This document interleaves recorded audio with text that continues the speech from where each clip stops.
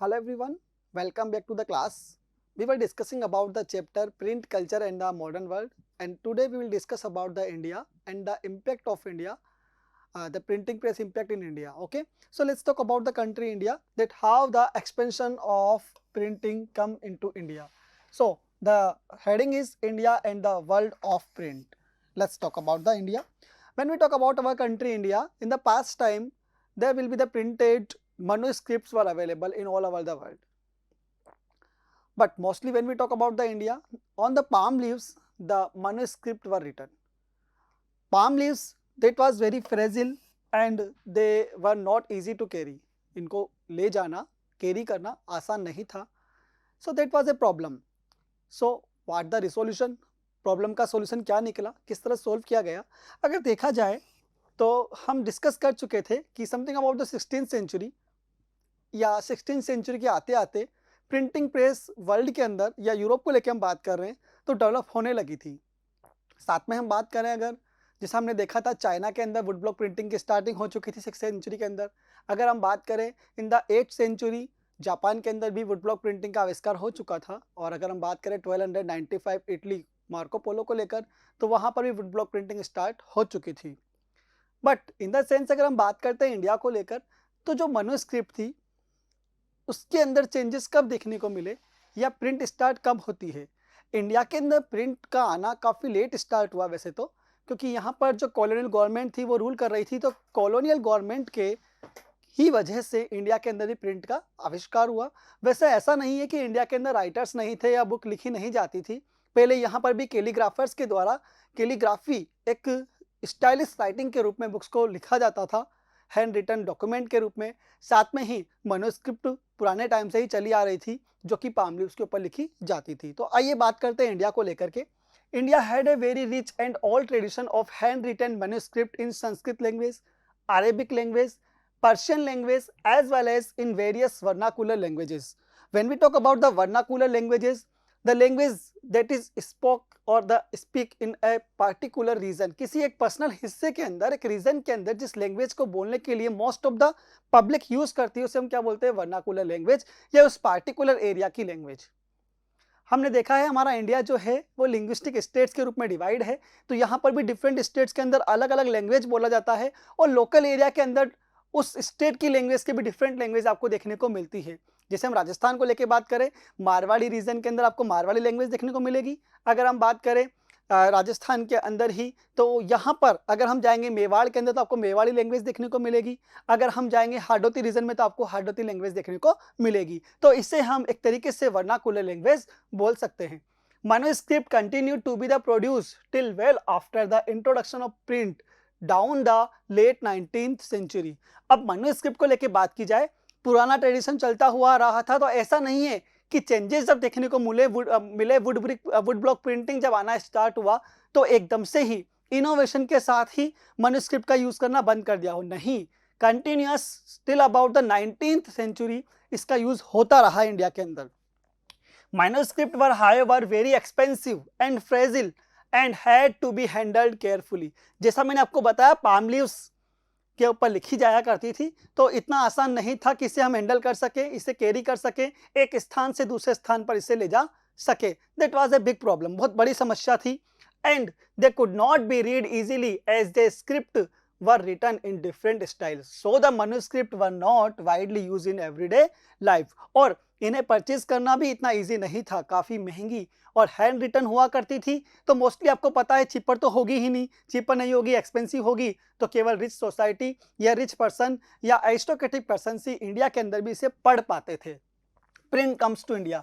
अब हम जो बात करने वाले हैं इंडिया के अंदर प्रिंट को लेकर के, तो इन्वेजर या इन्वेडर्स को लेकर हम बात करते हैं. जो इन्वेजन हुए इंडिया के अंदर इन्वेडर्स के माध्यम से या यूरोपियन कंट्रीज के जो इन्वेडर्स थे इंडिया के अंदर आए, तो उनके साथ ही यहाँ पर भी किसका आविष्कार हुआ, प्रिंटिंग प्रेस का.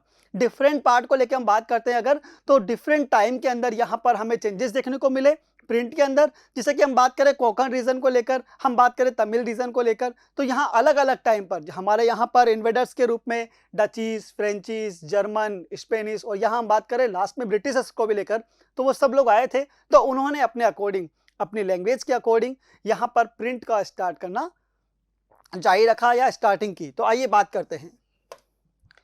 देखिए अगर बात की जाए, सबसे पहले मैं यहाँ बात करूंगा इन 1579 जो हम बात करने वाले हैं।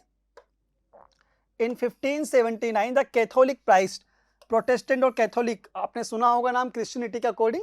तो कैथोलिक प्राइस्ट जो पुजारी लोग थे, they read the first Tamil book in Cochin, उन्होंने सबसे पहले तमिल लैंग्वेज के अंदर कौन सी बुक लिखी? यहाँ पर अपने रिलीजन को स्प्रेड करने के लिए कैथोलिक प्राइस्ट ने बुक लिखना स्टार्ट किया। Same like this by 1674 about 50 books were printed in Konkani language and Kannada या कानड़ा लैंग्वेज इन, अगर हम बात करें वेस्टर्न साइड के अंदर तो कन्नड़ लैंग्वेज के अंदर या कानड़ा लैंग्वेज के अंदर यहाँ पर क्या हुआ स्टार्ट, बुक्स का छपना। समथिंग अबाउट 50 बुक्स 1674 को लेकर हम बात कर रहे हैं। इन 1773 the first Malayalam book was printed by them, और अगर बात की जाए यहाँ पर 1773 के अंदर पहली मलयालम बुक भी लिखी गई। Dutch Protestant missionaries printed something about 32 Tamil text, these were translations of older work. यहाँ पर डचीज ने, इंग्लिशमैन ने, और अगर हम बात करें फ्रेंच लोगों ने, सब ने अपने अकॉर्डिंग बुक को प्रिंट करना स्टार्ट कर दिया। 1579 के अंदर हमने देखा कि कैथोलिक प्राइस्ट ने कहाँ, कोचीन के अंदर पहली बार टेक्स्ट बुक लिखी। अगर हम बात करें 1674 को लेकर, something about 50 books were printed in Konkani and Kannada language और द कन्नड़ा लैंग्वेज। देन अगर हम बात करें in 1773 the first Malayalam book was printed, and when we talk about Dutches they also print something about 32 Tamil text. अब अगर हम बात करें something about the 17th century के एंडिंग के आते आते यहाँ पर प्रिंट अवेलेबल हो चुका था इंडिया के अंदर। अब प्रिंट का इम्पैक्ट देखने को लेकर हम बात कर सकते हैं। देखिए प्रिंट का आना कोई बड़ी बात नहीं थी, लेकिन प्रिंट के आने के साथ साथ जब बुक का पब्लिश होना स्टार्ट होता है तो पब्लिक को पढ़ने के लिए रीडर्स का बढ़ना बहुत जरूरी था। जैसे कि हमने बात की यूरोपियन कंट्रीज को लेकर, वहाँ भी रीडर्स के जो नंबर थे बहुत कम थे, पढ़ने वालों की संख्या बहुत कम थी। इंडिया के अंदर लिटरेसी रेट को लेकर बात की जाए तो यहाँ अपनी वर्नाकुलर लैंग्वेज को लोग पढ़ना बोलना जानते थे, लेकिन जैसा कि हम बात कर रहे हैं प्रिंटिंग टेक्स्ट को लेकर और हम बात कर रहे हैं इन्वेडर्स को लेकर, तो मोस्टली जो इन्वेडर्स आए वो यूरोपियन थे, तो यूरोपियन लैंग्वेज को समझ पाना इंडियंस के लिए बहुत मुश्किल था। तो सबसे पहले यूरोपियन लैंग्वेज को यूज में ना करके इंडियन स्पीकर्स के अकॉर्डिंग या इंडियन रीडर्स के अकॉर्डिंग बुक को ट्रांसलेट किया जाना स्टार्ट किया, ताकि रीडिंग मेनिया जो है, ये रीडर्स जो है उनके नंबर को बढ़ाया जा सके, पढ़ने वालों की संख्या के अंदर एकदम से क्या हो, संख्या को बढ़ाया जा सके, लगातार कंटिन्यूअस पढ़ने वालों की संख्या को बढ़ाया जाए। तो क्या किया, आइए बात कर लेते हैं। देखिएगा, first regular periodicals in India was the Hickey. अब यहां जो हम बात कर रहे हैं पीरियोडिकल मैगजीन्स को लेकर के या पीरियोडिकल्स रेगुलर बुक को लेकर बात की जा रही है, और वो लिखी थी जेम्स ऑगस्टस हिक्की ने। नाम आपको याद रखना है, यहां पर लिखा हुआ है फर्स्ट रेगुलर पीरियोडिकल्स को लेकर बात की जाए in India was the Hicky's Bengal gazette. Bengal gazette को लेकर बात किया गया है, जो लिखा था brought by James Augustus Hicky. Magazine content advertisement some about important and sale of slaves, juicy gossip about the private lives of senior company officers। यहां भी एक प्रॉब्लम क्रिएट हो गया, जब यहां पर by the caricatures when the James Augustus Hickey started juicy gossip for the senior citizens or the senior officers of British government, then the British official became very aggressive against the James Augustus Hickey. उनको पसंद नहीं आया और यहाँ तक कि prosecute भी किया गया जेम्स ऑगस्टस हिक्की को, मतलब कई सजाएं भी दी गई, उसके ऊपर कई तरह के चार्जेस भी अप्लाई कर दिए गए। यहाँ लिखा हुआ, अभी हम आगे बात करते हैं। देखिए, this enraged the governor general Warren Hastings, he prosecuted Hickey.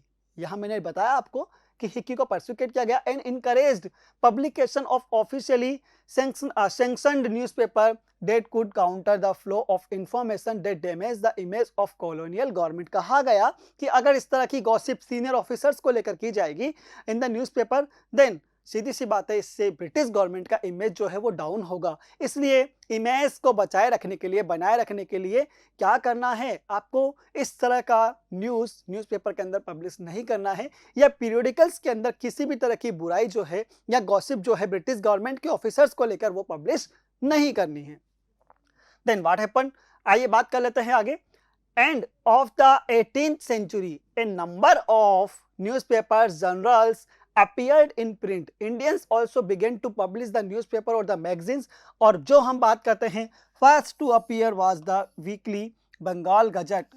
अब अपने हिंदी को लेके हम बात कर रहे हैं, तो यहाँ के हिंदी राइटर्स ने भी न्यूज़पेपर पब्लिश करना स्टार्ट किया और ऐसा पहला न्यूज़पेपर जो आपके सामने आया वह था बंगाल गजट, जो जेम्स हैगस्ट के लेके आए थे।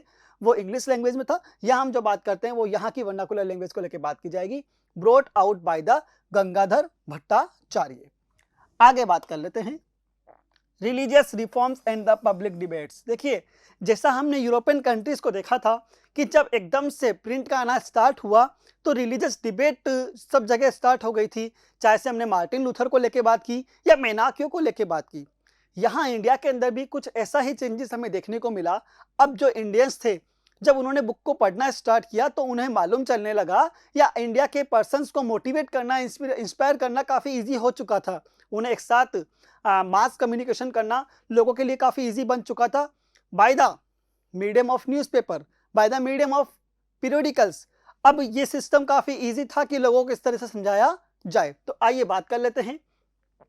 Printed tract and the newspaper not only spread the new ideas, but they shaped the nature of debate. A wider republic could now participate in these public discussion and express their views. वही same thing जो European countries के अंदर हमें देखने को मिली थी, वहाँ पर भी जब लोगों ने बुक्स को पढ़ना स्टार्ट किया, मैगजीन्स को पढ़ना स्टार्ट किया, तो उन्हें अपने सराउंडिंग पार्ट में होने वाले इवेंट, इंसिडेंट के बारे में जानकारी मिली। एंड आफ्टर डेट रिजल्ट आपको मालूम था कि इन्होंने यूरोपियन कंट्रीज के लोगों ने क्या किया, अपने साथ जो गलत हो रहा था उसका विरोध करना स्टार्ट कर दिया, अपोज करना स्टार्ट कर दिया। सेम थिंग हमें इंडिया के अंदर देखने को मिलेगी। जब इंडियन पर्सन्स को अपने साथ में हो रहे एट्रोसिटीज के बारे में मालूम चला तो उन्होंने भी इससे अपोज करना स्टार्ट कर दिया। Let's talk. A wider public could now participate in these public discussion and express their views to reach a wider audience. The ideas were printed in the everyday spoken languages of ordinary peoples. Same like the राजा राम मोहन राय को लेकर हम बात करते हैं। राजा Ram Mohan Roy publish the संवाद कौमुदी from 1821 and Hindu orthodoxy commissioned the Samachar Chandrika. देखिए, यहाँ बात की जा रही है कि लोगों को इंस्पायर करने के लिए, मोटिवेट करने के लिए या नॉलेज देने के लिए सबसे पहले राजा राम मोहन राय ने इन्हें समझाने के लिए जो बुक लिखी उसका नाम था संवाद कौमुदी। और इसी तरीके से हिंदू ऑर्थोडॉक्सी कमीशन के माध्यम से भी लोगों को समझाने के लिए समाचार चंद्रिका क्या लिखा गया, बुक लिखा गया। And the Hindu orthodoxy commission the Samachar Chandrika to oppose his opinion. तो यहाँ पर राजा राम मोहन राय जो थे उनके ओपिनियन को अपोज करने के लिए इसे लिखा गया। लेकिन फिर भी क्या था, देखिए आप, from 1822 to Persian newspaper were published. अब जो पर्शियन न्यूज़पेपर है वो पब्लिश होना स्टार्ट होते हैं। दिस टाइम द एम्पायर और we can say that the Indian government is run by the britishers. तो यहाँ पर हिंदुओं को लेकर हम बात करें या मुस्लिम्स को लेकर हम बात करें, दोनों ही अंग्रेजों को अपोज कर रहे थे। तो यहाँ पर भी क्या देखने को मिलता है, देखिए, जान-ए-जहांनामा जो न्यूज़पेपर पर्शियन लैंग्वेज के अंदर पब्लिश हुआ एंड शमसुल अखबार, वहां पर मोस्टली मुस्लिम पीपल्स को मोटिवेट करना या इंस्पायर करना ही इसका मेन ऑब्जेक्टिव था। इन द सेम ईयर एक गुजराती न्यूज़पेपर जिसको लेकर हम बात कर लेते हैं, द बॉम्बे समाचार मेड इट अपीयरेंस। तो वह भी छपना स्टार्ट हो जाता है। अब इनका इम्पैक्ट क्या देखने को मिलेगा, देखिए, रीडिंग मैनिया को बढ़ाना, साथ में लोगों को अपने सराउंडिंग पार्ट के अंदर हो रहे इंसिडेंट और इवेंट्स की जानकारी देना, यह मेन मोटिव रहा, यही मेन एम रहा, ऑब्जेक्टिव रहा, जिसके माध्यम से लोगों को अपने सराउंडिंग पार्ट के अंदर या किस तरह के इंसिडेंट देखने को मिल रहे हैं और किस तरह का रिजल्ट इनसे मिलने वाला है फ्यूचर के अंदर, और किस तरीके से आप इससे छुटकारा पा सकते हैं या सॉल्यूशन निकाल सकते हैं, इन चीज़ों को अब पेपर के माध्यम से लोगों तक पहुंचाया जाने लगा था। Print and the Muslims. देखिए, मुस्लिम सोसाइटी को लेकर अगर हम बात करें तो मुस्लिमों को लगने लगा था कि उनके जो रिलीजियस पर्सन से वो अपने रिलीजन को कन्वर्ट करके कहाँ चेंज होते जा रहे हैं लगातार, क्रिश्चियनिटी के अंदर। तो उन्हें रोकने के लिए अब सबसे बढ़िया मीडियम जो इनको लगा वह था बुक्स। इन्होंने अपने कोड ऑफ कंडक्ट के अकॉर्डिंग, अपने धर्म के प्रचार प्रसार के अकॉर्डिंग लोगों को कन्वर्ट करने से रोका कि रिलीजन के अंदर अगर आप रह रहे हैं तो इसे चेंज ना करें। किस तरीके से और किस तरह की बुक्स इन्होंने पब्लिश की या किस तरह फतवा जारी किए मुस्लिम लोगों ने, ताकि मुस्लिम लोग जो थे वो अपने रिलीजन को कन्वर्ट ना करें। इंडिया के अंदर हिंदू मुस्लिम दोनों को लेकर हम बात कर रहे हैं। हिंदू के बारे में हम पढ़ चुके हैं। मुस्लिम लोगों को एक डर सता रहा था कि कंटिन्यूअस ब्रिटिश इंपैक्ट में आने की वजह से वो अपने रिलीजन को चेंज करते जा रहे थे। इसलिए यहाँ पर मस्जिद के अंदर या मॉस्क्यूज के अंदर जो फतवा जारी किए गए उनका एक ही ऑब्जेक्टिव था कि लोग, मुस्लिम जो लोग हैं वो अपने रिलीजन को चेंज ना करें। तो आइए बात कर लेते हैं print and the Muslims in the north India. The ulemas use cheap lithographic presses which publish Persian and Urdu translation of holy scriptures and printed religious newspaper and track the counter Christian culture invasions। देखिए यहाँ पर सीधी सी बात है, जो ulemas थे, जो बड़े speakers हुआ करते थे यहाँ पर, या जो मुस्लिम धर्म के अंदर बड़े महान व्यक्ति जो हुआ करते थे, उन्होंने क्या किया, उलेमास ने इस तरह की थॉट्स को लिखना स्टार्ट किया जो उनके रिलीजन या उनकी जो होली बुक्स थी वहाँ लिखे हुए हुआ करते थे। उसके माध्यम से उन्होंने मोटिवेट किया, इंस्पायर किया मुस्लिम सोसाइटी को कि वो लोग जो हैं क्रिश्चियन इम्पैक्ट में ना जाएं और उनका जो रिलीजन है उन्होंने बेस्ट मानना स्टार्ट कर दिया, बताना चाहा लोगों को। सेम इसी तरह का जो देवबंद सेमिनारी है, the Deoband seminary founded in 1867, उन्होंने कई फतवा जारी किए। Published many fatwas making Muslims readers aware of the code of conduct to be followed in their everyday life. उन्होंने बताया कि एक मुस्लिम सोसाइटी के अंदर या एक मुस्लिम रिलीजन के अंदर होने के नाते आपको किस तरह के जो मेन मोटिव हैं या आपको किस तरह का जीवन जीना चाहिए उन्हें समझाना स्टार्ट कर दिया थ्रू द फतवास। और ये काम किसने किया, देवबंद सेमिनरी ने। And explain the meanings of Islamic doctrines, आखिर में मतलब क्या है, इस्लाम धर्म के अंदर हमें किन चीज़ों को अपनाना चाहिए, किस तरह के रूल और लॉज को फॉलो करना चाहिए, इन सब चीज़ों को फतवास के माध्यम से लोगों तक पहुंचाया गया। Urdu print help them conduct this battle in public, और पर्शियन, अरेबिक, यहाँ तक कि उर्दू लैंग्वेज के अंदर प्रिंट करके लोगों तक इन बातों को पहुंचाया गया। देखिए मुस्लिम्स के बाद अगर हम बात करें print and the Hindus, Hindu लोगों को भी डर सता रहा था, लगातार चेंजेस देखने को मिल रहे थे सोसाइटी के अंदर, रिलीजन के अंदर, because of the British government. तो यहाँ पर हिंदू लोगों ने भी कई बुक, कई मैगजीन्स, कई पीरियडिकल्स को पब्लिश करना स्टार्ट किया। कई ऐसी मैगजीन्स को पब्लिश किया जो कि वुमेन्स के बिहेवियर को लेकर के, उनके कैरेक्टर को लेकर के लिखी गई थी या डिस्कस किया गया था। उसके अंदर मेन मोटिव था इनका कि जो रीडर्स है उनकी नंबर्स को बढ़ा करके, उनकी संख्या को बढ़ा करके लोगों को मोटिवेट करके या इंस्पायर करके समझाना कि आखिर में उनके जीवन में जो चल रहा है वो कितना सही है और कितना गलत है, उन्हें किस तरह के वे को फॉलो करना चाहिए, क्या ब्रिटिश गवर्नमेंट जो उनके साथ कर रही है वो सही है या नहीं है, और फ्यूचर कैसा होने वाला है। So let's talk about the print and the Hindus. The first printed edition of Ramcharitmanas, जो तुलसीदास का लिखा हुआ रामचरितमानस है, came out from the Calcutta in 1810। तो यहाँ पर इसे ट्रांसलेट किया गया, या फर्स्ट एडिशन जो पब्लिश हुआ 1810 के अंदर रामचरितमानस को लेकर बात की जा रही है, तुलसीदास को लेकर बात की जा रही है। कई हमारी होली बुक्स भी हैं जैसे कि भगवत गीता हुई, या हम बात करें महाभारत को लेकर के, या हम बात करें रामायण को लेकर, तो उन सभी का ट्रांसलेशन होना स्टार्ट हो जाएगा डिफरेंट लैंग्वेजेस के अंदर, ताकि लोगों को पढ़ने के लिए मोटिवेट किया जा सके या इंस्पायर किया जा सके, उन्हें रीडिंग मैनिया के थ्रू अट्रैक्ट किया जा सके। The mid 19th century cheap lithographic editions flooded the north Indian markets. अब अगर हम बात करें नॉर्थ साइड को लेकर के, तो यहाँ पर भी चीप लिथोग्राफिक, जिनका कवर पेज काफ़ी हल्का हुआ करता था, बिकॉज अगर हार्ड कवर पेज को हम यूज़ करेंगे तो बुक का कॉस्ट बढ़ जाया करता था। इसलिए यहाँ पर लिथोग्राफिक पेजेस को या कवर को यूज़ करके बुक की प्राइस को डाउन रखा गया, ताकि अधिक से अधिक लोग इसे खरीद सके और इजी वे के अंदर पढ़ सके। From the 1880s, after mid of the 18th century हम बात कर रहे हैं, या अभी 19th सेंचुरी के एंडिंग को लेकर हम बात कर रहे हैं। द नवल किशोर प्रेस, याद रखना है आपको, the Naval Kishore press at Lucknow and the Shri Venkateshwar press in Bombay publish the many religious text in vernacular languages. The most एम क्या है वर्नाकुलर लैंग्वेज में लिखने का, आसपास के जो लोग हैं उन्हें मालूम चले रिलीजन के बारे में, कोड ऑफ कंडक्ट क्या है, रूल्स और लॉज क्या हैं, किस तरह के उन्हें फॉलो करना है रिलीजन को, किस तरह उन्हें अपने बिहेवियर को चेंज करना है और अपने रिलीजन को कन्वर्ट नहीं करना है। मेन मीडियम जो था वो बुक्स को रखा गया, प्रिंट के साथ में ही डिफरेंट काइंड्स ऑफ इवेंट जो है उनको फॉलो किया गया, इन्फॉर्मेशन दी गई, लोगों को समझाया गया। मुस्लिम्स के अंदर हमने फतवा को लेके बात की, इंडियंस के अंदर हमने होली स्क्रिप्चर्स को लेके बात किया है, होली बुक्स को लेके बात किया है। मैन मोटिव हमने समझ लिया है कि उद्देश्य केवल एक ही था कि लोगों को अपने धर्म के बारे में, धर्म की शिक्षा के बारे में जानकारी देना, इंफॉर्मेशन प्रोवाइड करना, और जो रिलीजन के अंदर उन्हें कुछ अपोजिशन वाली चीजें दिखाई दे रही है, ब्रिटिश गवर्नमेंट जो अपने आप को सुपीरियर मान रही थी, इंडियन लोगों को या इंडियन रिलीजन्स को इंफीरियर मानने लगे थे, उन लोगों को डिमोटिवेट होने से रोकना, उन्हें मोटिवेट करना, उन्हें इंस्पायर करना, और लगातार हिंदू जो कल्चर है, हिंदू जो रिलीजन है, मुस्लिम सोसाइटी जो है, उन्हें अपने धर्म की जानकारी देकर उन्हें इंक्रीज करना, नंबर्स को, संख्या को, और साथ में ही इन्हें अपने धर्म के अंदर ही बनाए रखना। आइए बात कर लेते हैं आगे।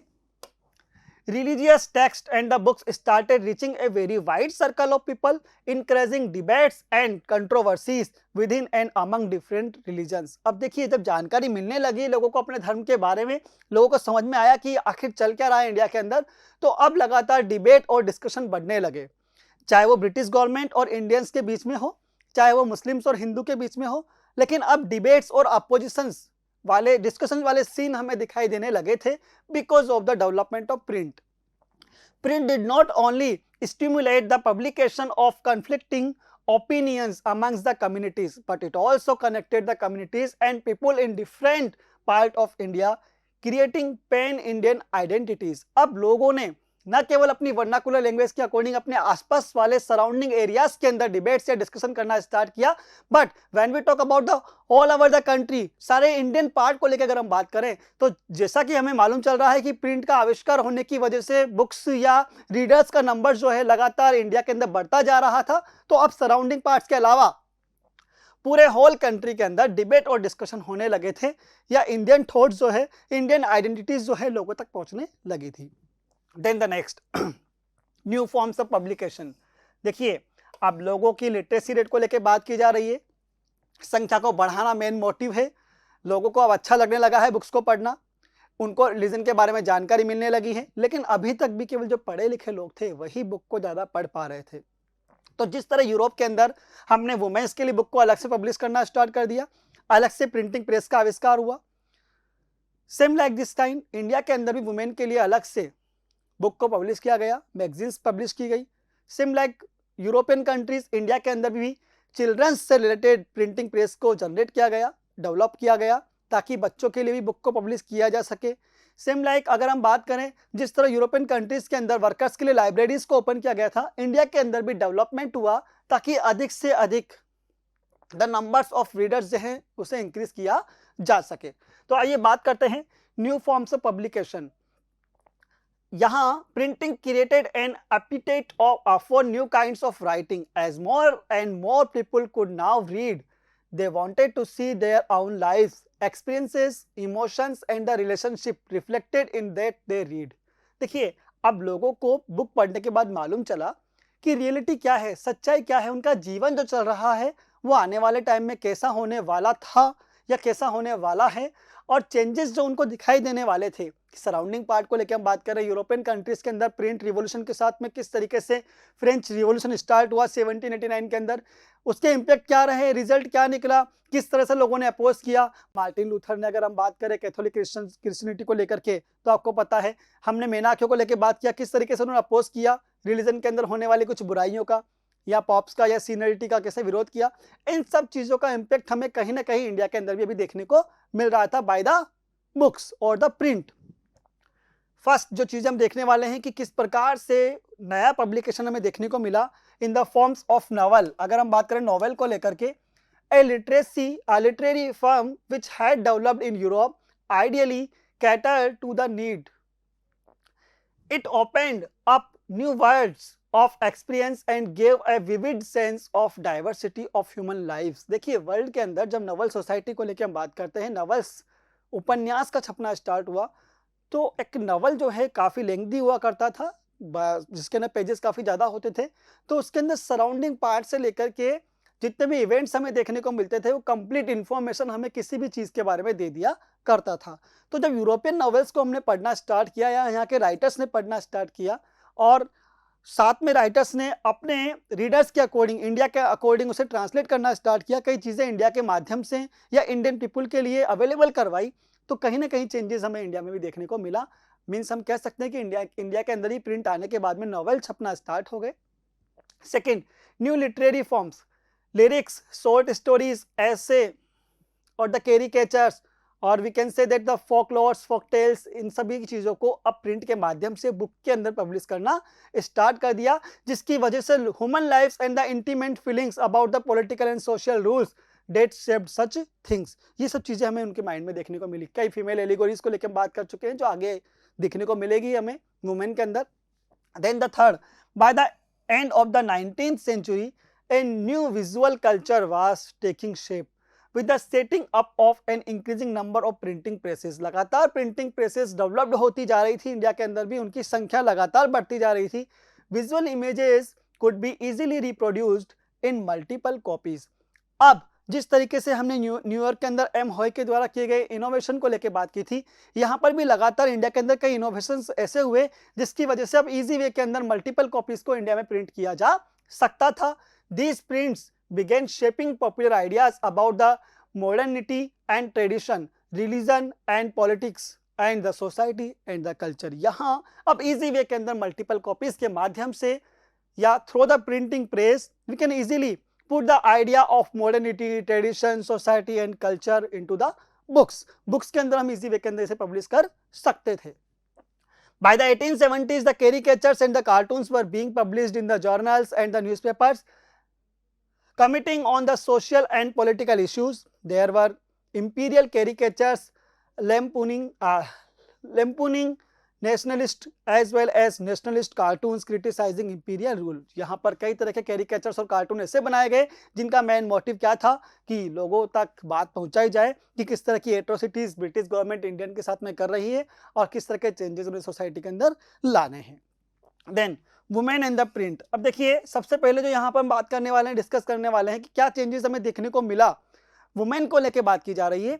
वुमेन के लिए बुक को पब्लिश करना मेन मोटिव था वुमेन रीडर्स की संख्या को बढ़ाना। अब संख्या को बढ़ाया कैसे जाएगा, उन्हें अट्रैक्ट कैसे किया जाएगा, तो वुमेन्स को अट्रैक्ट करने के लिए जो स्टोरीज डाली गई वो कहीं ना कहीं वुमेन्स से रिलेट करती थी या स्टोरीज ऐसी रखी गई जिनका सीधा मेन मोटिव ऑब्जेक्टिव क्या था, वुमेन को रीडर्स के नंबर को बढ़ाना। तो यहाँ पर आइए हम बात कर लेते हैं कुछ वुमेन्स को लेकर जिन्होंने अपनी ऑटोबायोग्राफी लिखी या अपने बारे में लिखा, और वुमेन्स को भी प्रिंट को लेकर अगर हम बात करें तो प्रिंटिंग प्रेस के डेवलपमेंट के साथ साथ उन्होंने भी अपनी स्टोरीज को पब्लिश करना स्टार्ट किया ताकि अधिक से अधिक जो वुमेन्स हैं वो जानकारी प्राप्त कर सके, उन्हें नॉलेज मिल सके, इंफॉर्मेशन मिल सके। Women education, writers started writing about the lives and feelings of women and this increased the numbers of the women readers। Mostly जो इम्पैक्ट होगा इसका या मेन ऑब्जेक्टिव जो है वुमेन रीडर्स के नंबर को बढ़ाना है। Women got interested in education and many women schools and colleges were set up. कई वुमेन स्कूल और कॉलेज ओपन किए गए जहां वुमेन को लिटरेट करना इनका मेन ऑब्जेक्टिव था, ताकि अगर वुमेन लिटरेट होगी तो उनकी जो बुक्स है इजी वे के अंदर जो रीडर्स के नंबर्स हैं वो बढ़ने लगेंगे और पब्लिकेशंस के माध्यम से कहीं ना कहीं चेंजेस हमें देखने को मिलेंगे प्रिंटिंग प्रेस के माध्यम से। Women writers in east Bengal in the early 19th century, रस सुंदरी देवी, आपको नाम याद रखना है, रस सुंदरी देवी को लेकर हम बात कर रहे हैं। A young married girl in a very Orthodox house hold, जो एक पुराने विचारों वाले परिवार के अंदर जो पुराने विचारों को फॉलो करते थे वहां इनकी शादी हुई। Learn to read in the secrecy of her kitchen, उसने चुपचाप किचन के अंदर रहते हुए पढ़ना सीखा और पढ़ने सीखने के साथ ही उसने क्या किया, अपनी कहानी को लेटर या अपनी स्टोरी जो अपनी लाइफ थी उसके बारे में लोगों को बताया। Later she wrote her autobiography Amar Jiban, उसने अपने ऊपर किताब लिखी जिसका नाम क्या था, अमर जीवन, विच वाज पब्लिश्ड इन 1876, जो 1876 के अंदर पब्लिश हुई and that was the first full length autobiography published in the Bengal और the Bengali language. Bengali language के अंदर पब्लिश होने वाली पहली ऑटोबायोग्राफी जो फुल लेंथ की थी, जिसके अंदर सब कुछ लिखा हुआ था, वो थी अमर जीवन, और जो लिखी गई रस सुंदरी देवी के द्वारा, और वो इनकी लाइफ के बारे में, इनकी स्टोरी स्टार्टिंग से लेकर के एंडिंग, किस तरीके से इन्होंने पढ़ना स्टार्ट किया, इनका लाइफ कैसा रहा, या हम बोल सकते हैं कि शादी के बाद क्या चेंजेस देखने को मिले।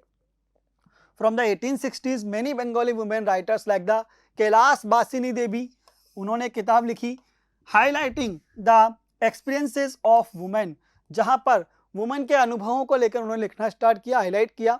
इन 1880s present day Maharashtra, Tarabai Shinde and Pandita Ramabai wrote with the passionate anger about the miserable lives of the upper caste Hindu women। यहाँ दो नाम आए हैं महाराष्ट्र के अंदर, ताराबाई शिंदे का और पंडिता रमाबाई का। इन्होंने लोगों की कंडीशंस, अमीर परिवार के अंदर लोगों की कंडीशंस, मोस्टली हम बात करें वुमेन को लेकर, वुमेन की कंडीशंस को उजागर किया, समझाया, ठीक है। और वह भी कौन सी, स्पेशली विडो, सती प्रथा को लेकर हम बात करें, या डिफरेंट काइंड्स ऑफ जो लॉज चलते थे इंडिया के अंदर, या हमारे पुराने विचार जो थे उनको हटाने के लिए और लोगों को समझाने के लिए लगातार मोटिवेट किया ताराबाई शिंदे ने और पंडिता रमाबाई ने। The poor status of women was also expressed by the Tamil writers. और यहाँ पर जो तवज्जो, या हम बात करते हैं इमेज ऑफ द वुमेन को लेकर के, जो काफ़ी कम थी इंडिया के अंदर, उसे एक्सप्रेस किया गया कई तमिल राइटर्स के माध्यम से भी। और मेन मोटिव था औरतों को समझाना, उन्हें इंफॉर्मेशन देना, और यहाँ तक कि उनके अपलिफ्टमेंट को लेकर बात करना। Then Hindu writing and the women. Hindu printing began seriously only from the 1870s. Soon, a large section it was devoted to the education of women. अब जो मेन मोटिव है हिंदू लोगों का वो क्या है, वुमेन्स को एजुकेट करना, ताकि रीडर्स और नंबर्स जो है पढ़ने वाले लोगों का वो बढ़ सके।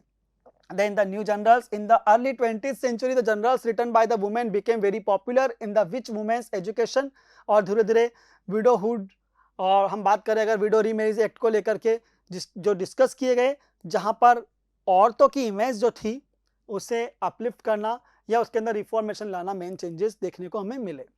Teaching for women in Punjab, Ram Chaddha published Stri Dharm विचार। याद रखना है आपको, पंजाब को लेकर हम बात करें तो स्त्रियों की टीचिंग के लिए राम चड्ढा ने पब्लिश किया Stri Dharm Vichar, to teach women how to be obedient wifes, कि उन्हें एक आज्ञाकारी पत्नी कैसे बनना चाहिए। इसके बारे में किसने लिखा, राम चड्ढा ने। और अगर हम बात करें, और बुक का नाम जो था स्त्री धर्म विचार था। The Khalsa tract society publish cheap booklets with a similar message, यहाँ पर भी ओबीडेंट वाइफ्स को लेकर ही खालसा ट्रैक्ट ने भी कई बुक को लिखना स्टार्ट किया।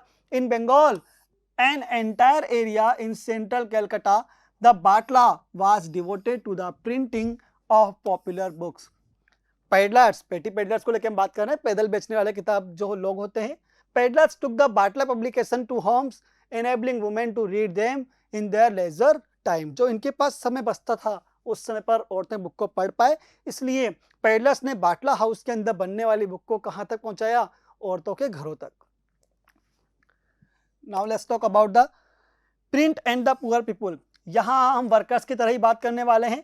जिस तरह यूरोपियन कंट्रीज के अंदर वर्कर्स जो थे उनके टाइम आवर्स ज़्यादा हुआ करते थे, तो बचे हुए टाइम के अंदर जब टाइम आवर्स को फिक्स किया गया, तो बचे हुए टाइम के अंदर लाइब्रेरीज के अंदर वर्कर्स के लिए बुक को अवेलेबल करवाया गया। इंडिया के अंदर भी पुअर पीपुल के लिए बुक को अवेलेबल करवाएंगे लाइब्रेरीज ओपन करके, या फिर चीप बुक को अवेलेबल करवा करके। तो आइए बात कर लेते हैं public libraries. Public libraries were set up from the early 20th century, expanding the access to the book. देखिए 20th सेंचुरी को लेकर हम बात करते हैं। For rich local patrons setting up a library was a way of acquiring prestige. अब यहाँ पर हम अमीर गरीब सभी लोगों के, सभी मीडियम को लेकर बात कर सकते हैं। मिडिल क्लास को लेकर हम बात कर लें, रिच फैमिलीज को लेकर हम बात कर लें, पुअर फैमिलीज को लेकर हम बात करें। मेन मोटिव होगा कि रीडर्स के नंबर को बढ़ाना, संख्या को बढ़ाना, लोगों को अधिक से अधिक इंस्पायर करना बुक पढ़ने के लिए। Highlighting the issue of the class discrimination. देखिए यहाँ सुपीरियर और इन्फीरियर वाली जो बात थी, पुअर पीपल को जो हम, या दलित कास्ट को लेकर हम बात कर लेते हैं, या पुअर सोसाइटीज़ जो थी समाज के अंदर, उनको लेके यहाँ बात की जाएगी। और यहाँ डिस्कस चलेगा बुक के माध्यम से, प्रिंटिंग प्रेसेस के माध्यम से, कि कोई भी ऊंचा या नीचा नहीं है, कोई भी सुपीरियर या इन्फीरियर नहीं है. Both we can say that the man और women, we can say that upper caste peoples or the lower caste people, they all are equal in the eyes of God. भगवान की नजर में सभी क्या है, समान है. Started writing about the issue of class distinctions. Jyotiba Phule, जिन्होंने, देखिए यहाँ कई राइटर्स के नाम आएंगे. Jyotiba Phule wrote about injustice of caste system in his book गुलामगिरी. गुलामगिरी किताब किसने लिखी? ज्योतिबा फूले ने 1871 के अंदर. In the 20th century, Bhimrao Ambedkar in Maharashtra and E.V. Ramaswamy Nayankar in Madras wrote powerfully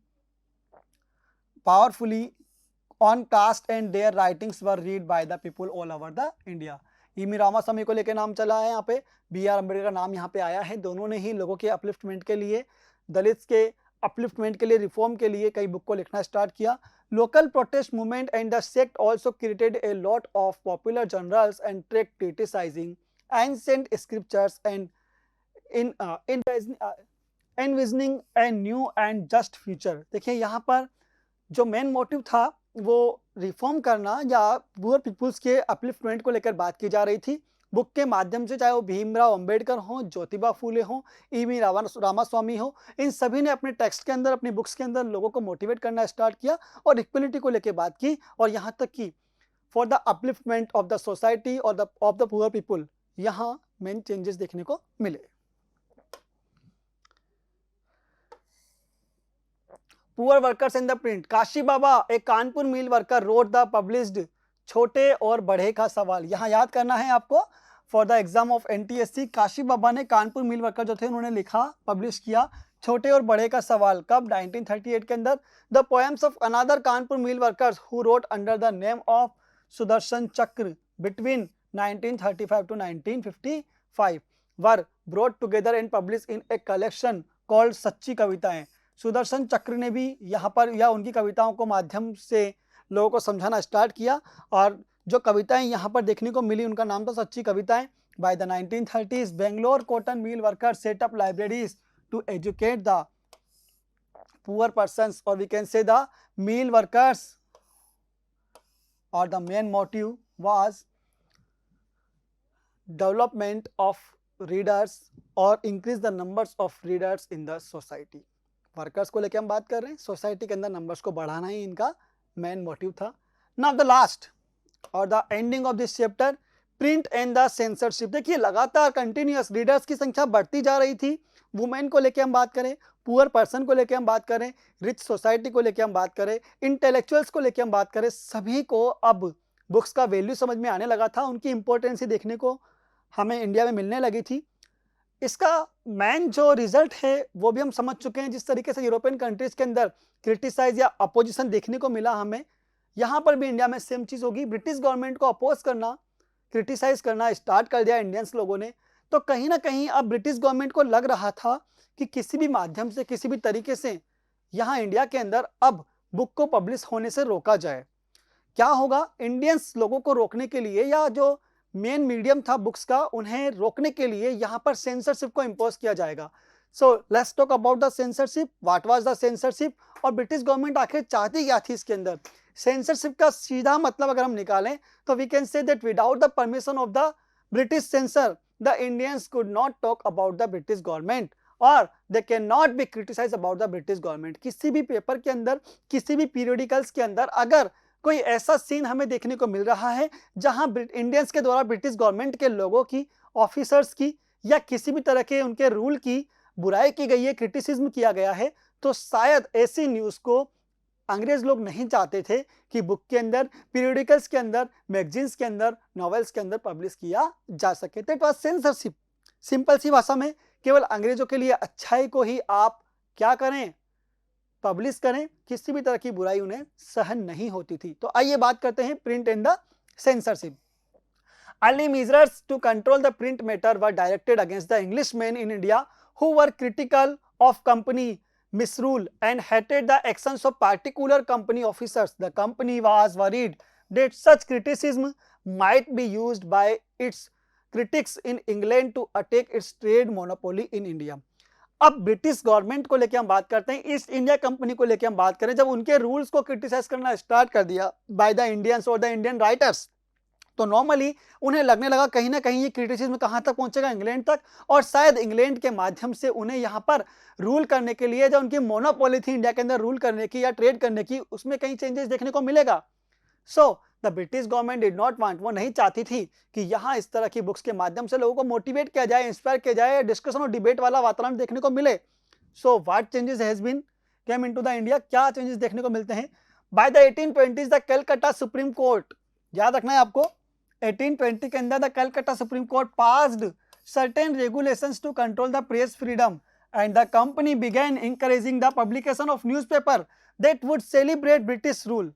यहाँ पर अब हम बात करते हैं ब्रिटिश रूल के सेलिब्रेशन को लेकर के, तो वो तो चीजें आप पब्लिश कर सकते हो। In 1835 governor general William Bentinck agree to revise press laws, Thomas Macaulay formulated new rules that restored the earlier freedoms।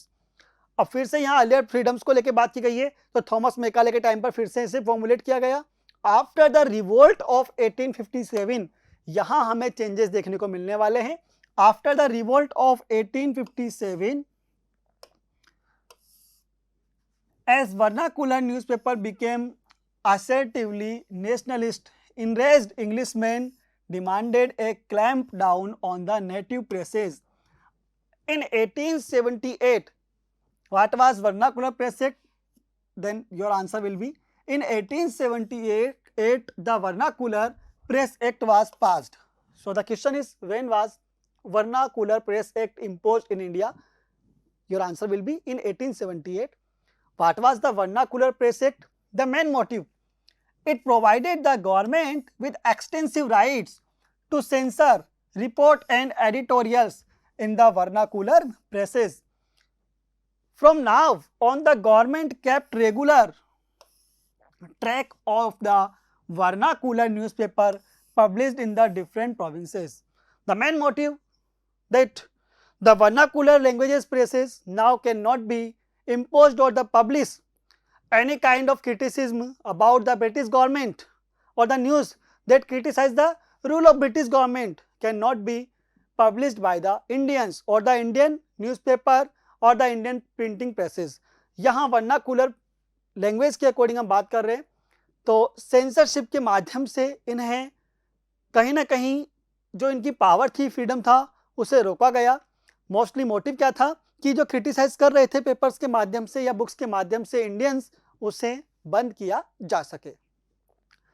Despite repressive measures, nationalist newspaper grew in number, reported on colonial misrule and encouraged the nationalist activities। हमारे Indians लोग क्या चाह रहे थे कि books के माध्यम से हम लोगों को समझाएं कि आखिर में उनके जीवन में चल क्या रहा है, ब्रिटिश गवर्नमेंट जो रूल कर रही है उसका मोटिव क्या है, इतनी एट्रोसिटीज हमें देखने को मिल रही है, इसका रीजन क्या रहा है, या हम इतना कॉपरेट करने के बाद भी हमें रिजल्ट देखने को क्या मिल रहा है, नील। देन व्हाट हैपेंड, यहाँ लिखा हुआ है, when the Punjab revolutionaries were deported in 1907, बाल Gangadhar Tilak wrote with the great sympathy about them in his Kesari. तिलक के यहाँ पर दो पेपर चले, एक का नाम मराठा, दूसरे का नाम केसरी। उन दोनों पेपर्स के माध्यम से उन्हें कहीं ना कहीं क्रिटिसाइज किया ब्रिटिश गवर्नमेंट के रूल को। This led to his imprisonment in 1908, provoking in turn of widespread protest all over the India. और इन पेपर्स के माध्यम से लोगों को उन्होंने इंस्पायर किया, मोटिवेट किया, और कहीं ना कहीं उन्हें इम्प्रिजनमेंट के अंदर डाल दिया गया। तो ये आपका चैप्टर था print culture and the modern world, जहां हमने प्रेजेंट टाइम के अंदर हम जो बुक्स के डेवलपमेंट को लेके बात करते हैं या प्रिंटिंग प्रेस के अकॉर्डिंग हम बुक्स को पढ़ पाते हैं, उसका रीजन क्या है, किस तरीके से प्रिंटिंग प्रेस का डेवलपमेंट हुआ, किस तरीके से स्टार्टिंग के अंदर प्रिंट चलना स्टार्ट हुआ, वुड ब्लॉक प्रिंट कैसे प्रचलन में आया, स्टार्टिंग कैसे हुआ, development in Asia and development in Europe हमने देखा, चाइना के अंदर सबसे पहले वुड ब्लॉक प्रिंटिंग स्टार्टिंग कैसे हुई, और इसका इम्पैक्ट कल्चरल, पॉलिटिकल या सोसाइटी के अंदर हमें क्या चेंजेस देखने को मिले। That was your chapter and it has been completed now.